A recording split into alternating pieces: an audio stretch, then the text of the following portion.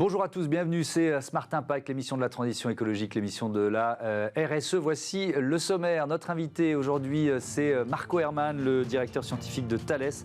On détaillera les ambitions du groupe en matière de ESG, environnement social et gouvernance. On va notamment parler d'aéronautique. Notre débat portera sur la communication responsable alors que Havas Paris annonce l'acquisition de l'agence verte. Leurs DG viendront s'expliquer sur les raisons de ce rapprochement. Et puis dans Smart Ideas, à l'occasion de la journée des aidants, on va découvrir ensemble Tilia. C'est une solution clé en main pour aider les millions de Français qui ont un proche fragilisé. Voilà pour les titres, on a 30 minutes pour les développer. C'est Smart Impact.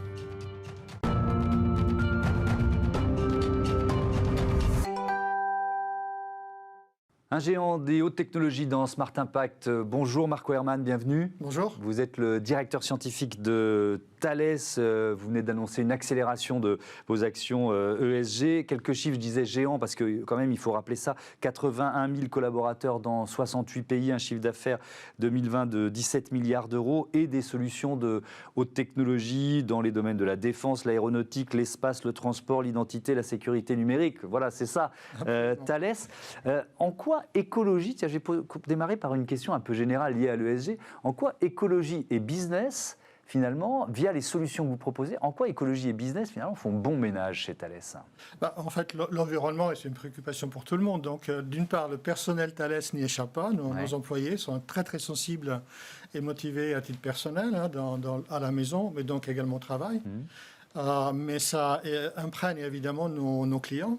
Et donc, on a affiché effectivement, à l'occasion de ce plan-là, une accélération, notamment de la partie verte de notre plan, l'environnement, principalement l'impact carbone, parce que c'est ça que nos solutions permettent d'optimiser ou de diminuer. Les efforts sont pour diminuer. Mais on verra peut-être d'autres exemples aussi que la partie environnement. Mais un chiffre pour dire à quel point on a accéléré, parce qu'on a déjà affiché un certain nombre d'ambitions il y a quelques temps. Cette année, on les a révisées à la hausse. Et donc, on s'engage à diminuer la partie directe des émissions carbone du groupe, donc les opérations, la façon de travailler, de voyager, etc., de diminuer à 50% en 2030 et d'atteindre le zéro net en 2040, ce qui est 10 ans avant les objectifs européens, et évidemment nécessaire pour la trajectoire 1,5 degré dont on est tous redevables et tous responsables. C'est un objectif commun, planétaire. Une société responsable et donc l'environnement est également au clé de nos préoccupations. Oui, effectivement, dans ce plan d'action, il y a cet objectif 2040 zéro émission nette de gaz à effet de serre. 100% des nouveaux produits et services éco-conçus en 2023. Donc là, je vais citer les objectifs beaucoup plus proches. 20% de femmes au plus haut niveau de responsabilité, pareil, c'est pour 2023. Et réduire de 30% les accidents du travail pour cette même année. Moi, je voudrais faire un petit focus. On va prendre du temps après pour parler de l'aéronautique, notamment, on est en pleine actualité, mais un focus sur la gouvernance et notamment la place des femmes. Ça veut dire quoi? Que pour l'instant, elles sont très minoritaires, notamment dans les instances de direction?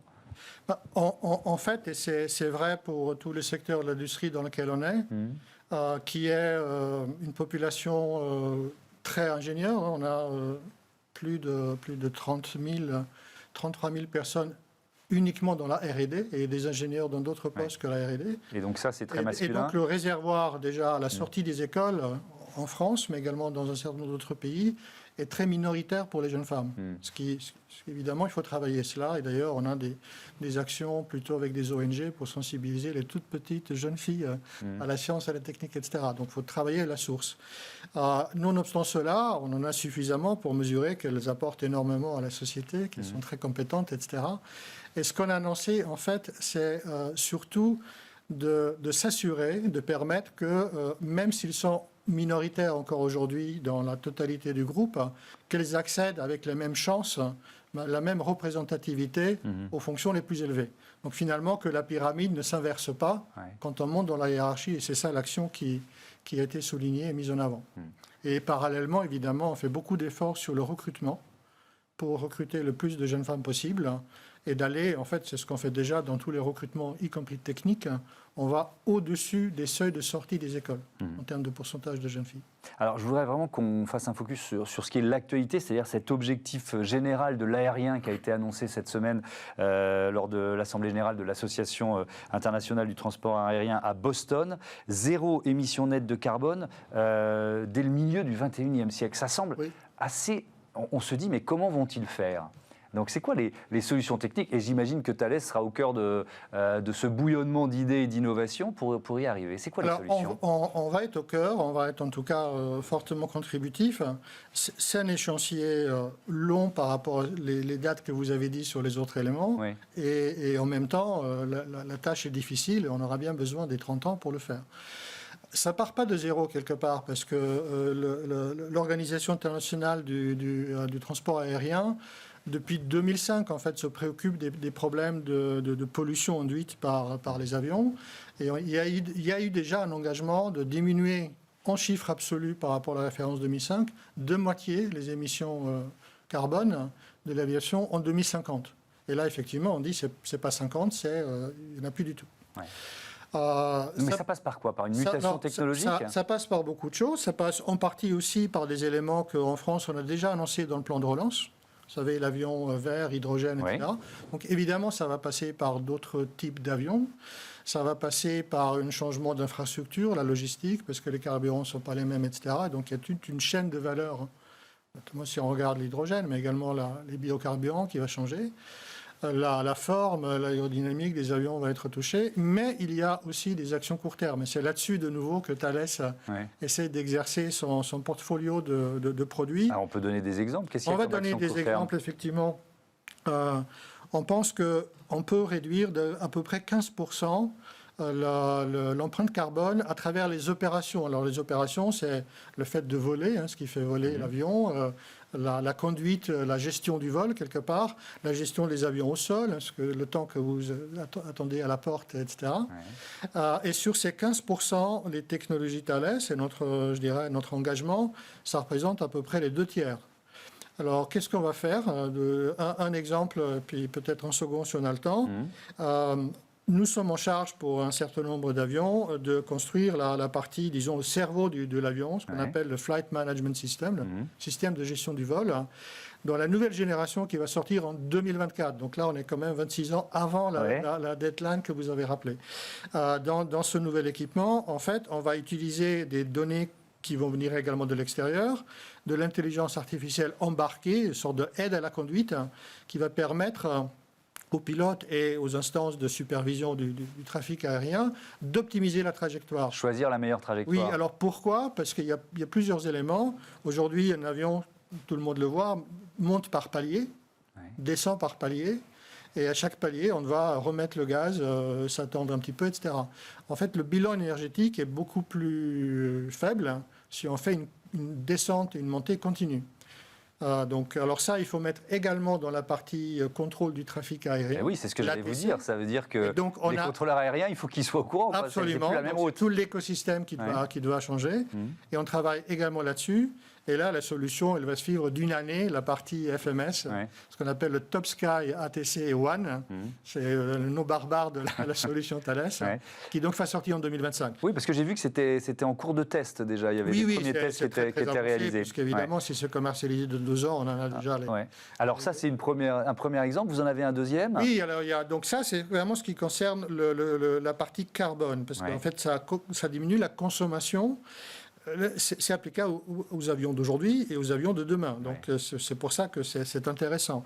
Il y a un autre effet des avions, ce sont les fameuses traînées blanches, ce qu'on appelle les contrails dans une abrégée de l'anglais, qui sont la condensation de l'eau. Donc, ça ne produit pas des gaz à effet de serre, mais il y a en fait un effet de serre par réflexion de la lumière sur ces couches blanches.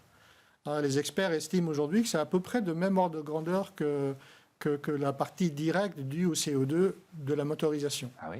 Là également, en fait, cette condensation dépend évidemment des conditions climatiques, de l'humidité, de la température, des couches de nuages. Et de nouveau, en ayant d'abord la modélisation de ces phénomènes, donc on travaille avec des académiques pour modéliser tout ça, la connaissance de où il y a la probabilité pour que ces traînées arrivent, on va pouvoir ajuster l'altitude de vol et éventuellement l'endroit pour également minimiser ou supprimer cette crainte-là.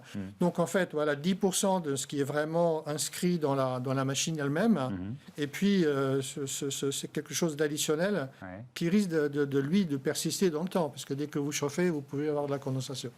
Donc ces deux effets, effectivement, qui mettent en place aussi bien ce qui est dans le cockpit que ce qui est à l'extérieur, à terre, et avec des nouvelles technologies numériques que je vous ai citées. Oui, parce que alors donc ça c'est du court terme, parce que l'hydrogène dont les avions du futur, ce sera quoi, des mix hydrogène électrique qu'on peut imaginer je pense qu'il y a plein d'options. Disons l'hydrogène est un objectif final qui nécessite aussi de produire de l'hydrogène vert. Bien sûr. Donc le verdissement de l'électricité. Donc c'est pour ça qu'il y a toute une chaîne. La France est très fortement positionnée sur le sujet, avec l'Allemagne d'ailleurs, sur toute la filière dite hydrogène, pour d'autres modalités de transport, le train, etc. Donc c'est un effort qui n'est pas isolé à l'aéronautique. Et les motoristes, qui pourraient mieux vous parler que moi de l'impact sur le moteur, sont également, disons, dans les starting blocks pour utiliser ça. Les gros points, ce seront sans doute plus la logistique, la production déjà de l'hydrogène vert. Puis après, il y a d'autres points à regarder, la masse qu'il faut embarquer, la sécurité, etc. Ouais. Merci beaucoup. Merci Marco Herrmann d'être venu présenter ce plan d'action ESG de Thales, et notamment en matière d'aéronautique. Notre débat tout de suite sur la communication responsable.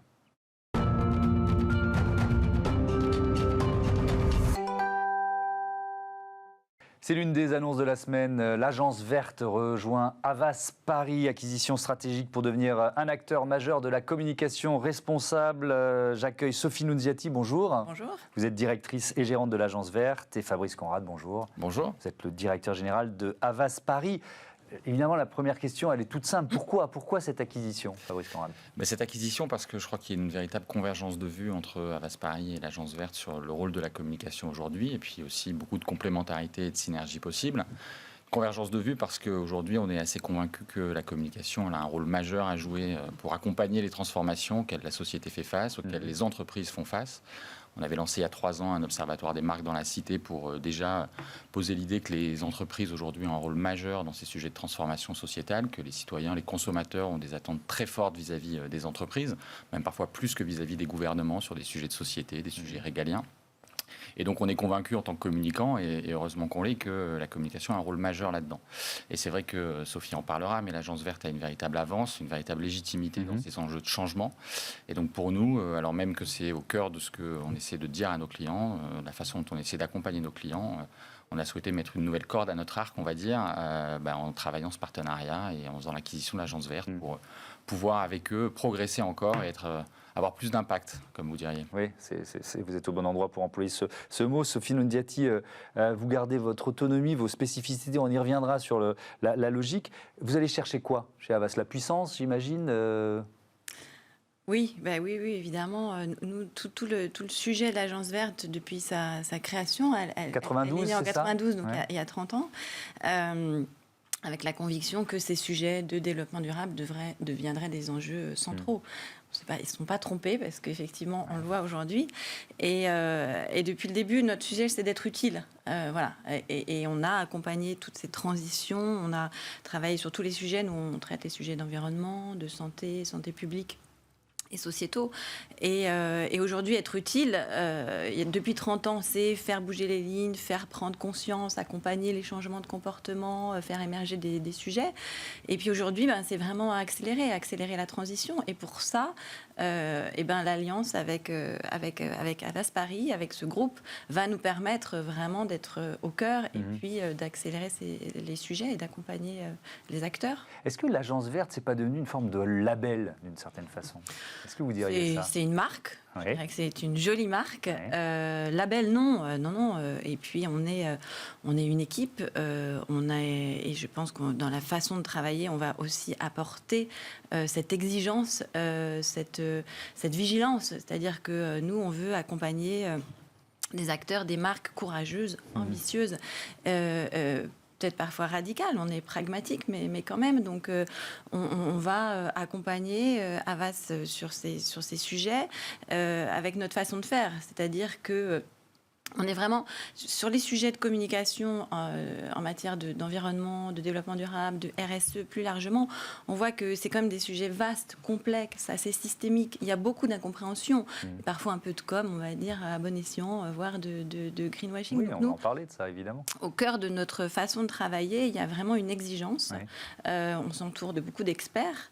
Et donc, voilà, c'est plus une façon de faire qu'un label. Mais c'est pour moi, je dis label parce que je pense que dans l'esprit de certaines marques, se dire j'ai fait une campagne avec l'Agence Verte, quand même, on n'est pas loin de la labellisation. Je disais que donc il y a cette notion de garder l'identité, de garder l'autonomie, et en même temps vous rachetez la totalité du capital. Donc ça peut sembler un peu perturbant, contradictoire. Comment vous expliquez ça? Non, pour reprendre ce mot label, mais utilisé différemment, nous, un peu comme dans une major, on croit à cette logique de label, c'est-à-dire que l'Agence Verte a une identité, a une culture d'entreprise, a une légitimité sur le marché, et pour nous, c'est très important de garder ce capital-là et de le faire fructifier et de faire en sorte qu'il nous aide, nous aussi, à progresser et puis à faire progresser nos clients.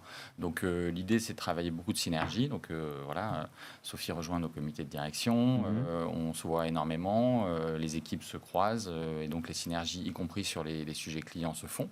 Et pour autant, on est très soucieux de faire en sorte qu'on ne casse pas une dynamique qui est aujourd'hui extrêmement positive, voilà, d'un point de vue de la culture, du savoir-faire, de l'expertise, mais aussi d'un point de vue économique au sein de l'Agence Verte. Ouais. C'est tout le monde de la communication qui fait sa mutation. C'est vrai que pendant que l'Agence Verte se crée dans les années 90, il y a beaucoup d'agences de com, Havas y compris, mais tout le monde l'en faisait, qui ont fait un peu de greenwashing. On peut dire les choses. Sans doute, en effet, mais c'est vrai qu'on est à un moment charnière, un moment de transition dans lequel toutes les entreprises de tous les secteurs et la communication avec fait sa mue, parce qu'aujourd'hui, les impératifs de changement, de toute façon, ils s'imposent à nous. Que par ailleurs, aujourd'hui, et ceux qui n'en sont pas convaincus, sans doute, s'en mordront les doigts, là, il y a une véritable capacité à concilier des enjeux business, des enjeux de croissance, des enjeux de profit avec des enjeux de responsabilité. Nous, on essaie de se l'appliquer aussi, puisque l'agence se met en route pour avoir le label B Corp, qui est un label qui justement croit à l'idée que on peut à la fois poursuivre un purpose assez haut et responsable et en même temps être une entreprise qui fait du profit et qui est efficace et qui du coup en fait profiter toutes ses parties prenantes, y compris ses salariés. Durable et rentable. Exactement. Et donc aujourd'hui, toutes les sociétés, vous receviez Thales juste avant, font face à ce sujet. Donc la communication, elle fait sa mue. Par ailleurs, le cadre législatif, le cadre d'autorégulation nous accompagne et nous permet aussi de jouer un rôle de plus en plus fort. Et par ailleurs, la communication de manière intrinsèque a un rôle majeur dans ces transformations. Le développement du bio, la culturation de tous les consommateurs à des nouvelles pratiques n'irait pas aussi vite, ne serait pas possible si la communication ne rendait pas ça possible. Donc nous, on a un sujet qui est à la fois dans les messages que l'on peut faire véhiculer par nos clients, et donc on a un rôle de conseil et d'accompagnement pour les aider à concevoir, à se transformer eux-mêmes et puis à concevoir ces messages pour qu'ils accompagnent des transformations. Et puis nous, en tant qu'industrie, évidemment, on a un impératif de transformation aussi, et c'est ce que l'on fait à la fois dans le cadre des actions menées par notre syndicat professionnel, la ACC, mais aussi en tant qu'agence dans notre mode de fabrication des dispositifs qu'on met en place. Oui, il y a un cas d'école intéressant, Sophie Nunziati, sont les industries carbonées. Est-ce que l'Agence Verte aurait fait des campagnes d'industrie carbonée ? Et est-ce que vous êtes prête à en faire? Alors l'Agence Verte, c'est vrai qu'on accompagne aussi tout ce mouvement, quoi. On a aussi, nous, évolué à l'Agence Verte, j'allais dire. On a été très, très engagés, très militants, et on a aussi dû s'acculturer, connaître mieux l'entreprise, parce que c'est vrai qu'il y a 30 ans, ces sujets-là étaient plutôt portés par les ONG, les fondations, le public, quoi. Donc, naturellement. Et c'est aussi la valeur ajoutée, c'est-à-dire qu'on connaît toutes les parties prenantes. On peut accompagner vraiment des entreprises et des marques à éviter les fausses routes, à trouver le bon acteur avec qui travailler. On sait quels sont les messages aussi qu'on peut construire avec eux. Donc on a vraiment cette connaissance-là. On peut être juste. Ouais. Et après... Mais c'est une vraie question stratégique, mais presque de sens. C'est une question de sens. Est-ce qu'on se dit non, on veut absolument plus en entendre parler? Moi, l'industrie du charbon, je ne ferai aucune campagne de pub pour eux, de toute façon. Voilà. Oui. Ou même, on peut, voilà, disons par exemple Total qui s'appelle Total Energy. Est-ce qu'on accompagne la mutation de Total? Oui, parce que ils sont sur un chemin. Ou est-ce qu'on se dit, bah non, de toute façon, ça ne nous intéresse pas? Vous voyez ce que je veux dire? Oui, bien sûr. Notre sujet, c'est d'accompagner ces transformations, d'accompagner pour peu que l'entreprise en face, le dirigeant en face, porte une vision ambitieuse, courageuse. Et quand je dis ça, c'est vrai, c'est-à-dire que on n'en est plus au petit pas. Faut dire que c'est un modèle de développement différent. Donc, soit prêt à s'engager pour ça, qu'il soit prêt à être transparent aussi sur ce qui fait bien, ce qui fait pas bien, à le faire de façon collective, parce qu'on ne peut pas faire tout seul, donc avec l'interne, avec des parties prenantes, avec des ONG, voilà, et puis à être aligné, à porter lui-même ça. Donc sur ces sujets-là, je veux dire, si on réunit ces conditions, oui, on peut accompagner différents secteurs. Ouais. Vous êtes sur une ligne d'accompagnement aussi, Fabrice Conrad, j'imagine? Oui, mais d'autant que les pouvoirs publics ne s'y sont pas trompés. La transformation sociétale, elle ne se fera pas sans les entreprises, elle se fera avec et aussi grâce aux entreprises. Je veux dire, aujourd'hui, vous regardez, les budgets de R&D des plus grandes multinationales sont plus importants que le budget de la recherche française. Donc, à un moment, si on veut que les transformations se fassent, il faut que les entreprises jouent le jeu et du coup, il faut les accompagner là-dedans. Donc, évidemment, on a des entreprises en transition qui sont dans un monde du présent et qui doivent travailler pour que les transitions se fassent. Et donc, évidemment que le sujet, c'est l'accompagnement, c'est acculturer les collectifs au sein des entreprises, c'est permettre aux entreprises elles-mêmes d'innover et de raconter ces innovations, de faire en sorte qu'elles soient accueillies et adoubées par le public et par les citoyens et par les consommateurs. Et jusqu'où vous allez dans la transparence, dans ce cas-là, dans les choix de communication d'une entreprise qui, forcément, ne peut pas tout faire bien tout de suite?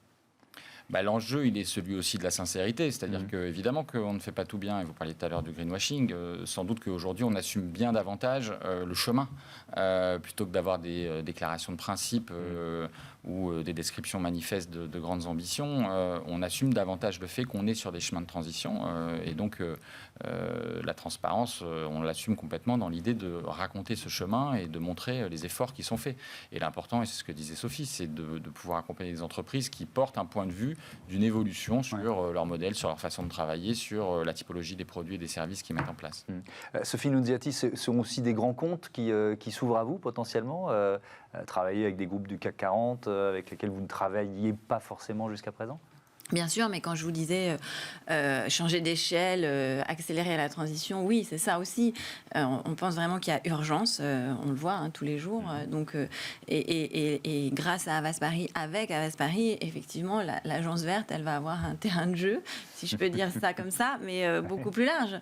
Et c'est ça aussi qui nous motive, qui nous porte et qui fait qu'on a beaucoup d'enthousiasme.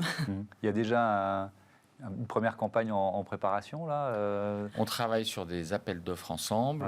Nos équipes, par ailleurs, collaborent avec les équipes de l'Agence Verte sur certains clients de l'Agence Verte, parce qu'on a des complémentarités métiers aussi. Au sein de Havas Paris, on a un certain nombre d'expertises que l'Agence Verte n'avait pas forcément en son sein. Donc aujourd'hui, oui, ça commence. Les noces sont à peine célébrées.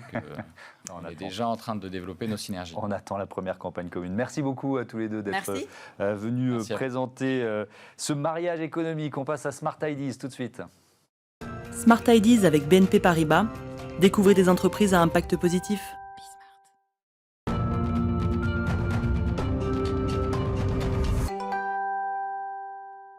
À l'occasion de la journée des aidants, on découvre Tilia dans Smart Ideas avec sa fondatrice, sa directrice générale Christine Lamidel. Bonjour. Bonjour. Bienvenue. Vous êtes intrapreneur au sein du groupe BNP Paribas, vous-même aidante, et vous avez imaginé Tilia. C'est quoi Tilia ? Tilia, c'est un dispositif d'accompagnement des fragilités, alors des entreprises, mais aussi de celles et ceux qui prennent soin d'un proche fragilisé, donc les aidants. Et c'est une plateforme humaine et digitale qui permet de faciliter le quotidien, donc en donnant accès à des conseillers sociaux, des assistants personnels joignables H24, et puis également une application partagée avec tous les proches au service du proche fragilisé qui est maintenu à domicile. Ouais. Donc on va rentrer un peu dans le détail. C'est un service que vous proposez aux entreprises, c'est ça? Ouais. Oui. Alors combien d'entreprises accompagnées aujourd'hui? On est sur une 60aine d'entreprises. Ah oui, on est très fiers de pouvoir être au service d'une 45 000 ayants droit. L'idée, c'est vraiment de pouvoir avoir une double approche, une approche collective destinée à tous les acteurs de l'entreprise, parce qu'il y a 20% de collaborateurs aidants en entreprise, et puis une approche individuelle, avec ce dispositif sur mesure. Oui, on parle de 11 millions de Français qui prennent soin d'un proche fragilisé, et 1 sur 2 est en activité. Voilà, ça donne la notion du phénomène et des besoins. Il y a une appli notamment. Qu'est-ce qu'on trouve comme service sur cette appli? Alors, l'application sert d'outil d'agrégation. Dedans, on a un simulateur d'aide financière et sociale, parce qu'on sait qu'en France, 40% des aides ne sont pas réclamées. On retrouve un carnet de vie qui permet de suivre en temps réel le passage des prestataires au domicile du proche. On retrouve un agenda partagé où on va pouvoir coordonner entre une fratrie. On sait qu'il y a plusieurs référents, en tout cas plusieurs aidants et un référent. Ouais. Donc, on va pouvoir interagir, s'assigner des tâches, aller chercher les médicaments, aller chercher les résultats au labo. Mais l'essentiel, c'est aussi d'avoir recours à des assistants personnels humains, joignables H24, et qui vont pouvoir décharger les aidants dans les tâches chronophages, c'est-à-dire je vais pouvoir lui demander de me rechercher des prestataires qualifiés, de pouvoir identifier une auxiliaire de vie, une infirmière, un kiné, de pouvoir prendre les rendez-vous à la place de l'aidant, et donc l'aidant qui est beaucoup plus, on va dire, libéré et a beaucoup plus de temps, parce que ça, c'est un de ses besoins essentiels, de gagner du temps, il va pouvoir concilier sa vie pro, sa vie personnelle, son rôle d'aidant plus aisément. Et vraiment, le cœur, c'est de dire que notre dispositif s'adresse à l'entreprise. Parce que l'entreprise, aujourd'hui, économiquement pour elle, il y a des vrais enjeux. Il faut qu'elle s'empare du sujet. Parce que on parle d'absentéisme des aidants, mais aujourd'hui, l'essentiel, c'est de maintenir dans l'emploi les collaborateurs qui sont dans cette situation de fragilité d'un proche ou parfois eux-mêmes.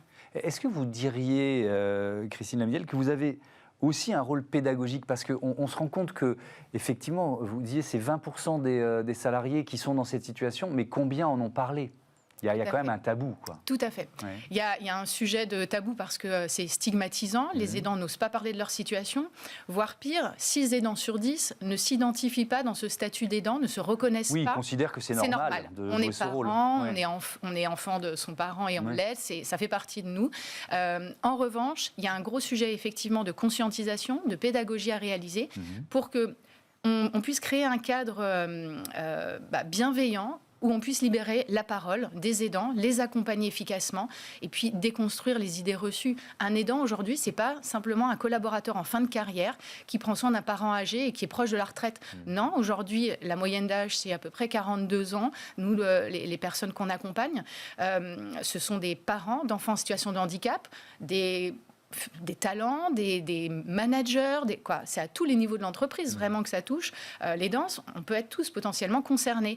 Et on bascule, parce qu'il y a un caractère de soudaineté, on bascule dans ce rôle suite à une hospitalisation, un diagnostic, l'annonce d'une maladie. Et c'est violent, voilà. Ouais. Parlons de parler un peu business, mais c'est aussi une solution d'avenir, parce que le vieillissement de la population, la silver economy, c'est une économie en fort développement, donc il y a aussi cette dimension. C'est pour ça qu'en fait, il a été développé dans le cadre d'un projet d'intrapreneuriat, 6 mois d'incubation au sein du groupe BNP Paribas. Aujourd'hui, c'est une filiale de BNP Paribas Personal Finance. On a un social business parce que c'est un concept d'entreprise qui est porté par le prix Nobel de la paix, le professeur Younous. C'est pour adresser des problématiques sociétales et au bénéfice du plus grand nombre. Et effectivement, au regard du vieillissement de la population, il y a un enjeu crucial de s'emparer du sujet. Et en entreprise, économiquement, encore une fois, les répercussions sont énormes. En termes de productivité, c'est essentiel. Je pense qu'il faut que tout le monde en ait conscience. Et ben voilà, le message est passé. Merci beaucoup, Christine Lamidel-Bonvent à Tilia. Voilà, c'est la fin de cette émission qui est passée vite. C'est plutôt bon signe. Je vous donne rendez-vous demain sur Bismart, la chaîne des audacieuses et des audacieux. Salut.